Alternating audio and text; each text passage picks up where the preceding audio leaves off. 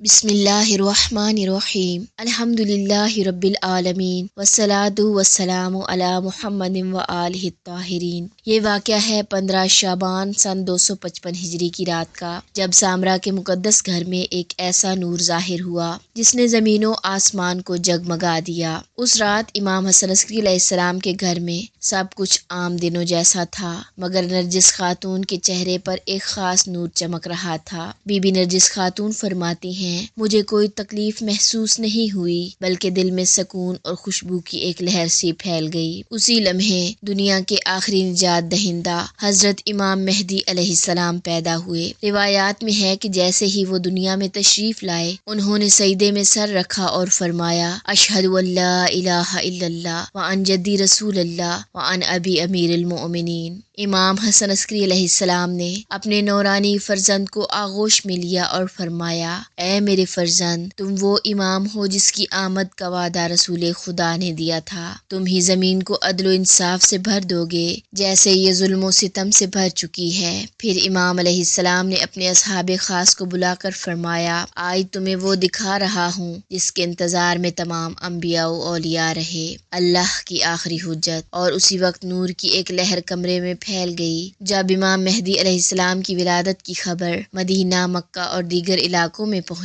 तो फरिश्ते खुशी में आसमान पर निदा देने लगे, अल फरज कद करूब, यानी निजात करीब आ गई। ये राज सिर्फ एक विलादत नहीं बल्कि उम्मीद की तजदीद है, अदलो ईमान की नवीद है और अल्लाह के वादे की तकमील है। बस ए मुंतजराने इमाम, हर साल जब 15 शाबान आती है तो ये रात हमें याद दिलाती है कि इमाम वक्त जिंदा हैं, हमारी दुआओं को सुनते हैं और उस दिन का इंतजार है जब जुल्म का खात्मा और अदल का ज़हूर होगा। अल्लाहुम्मा अज्जिल लिफ़लियकल फ़रज वजअलना मिन अंसारिही व आवानिही।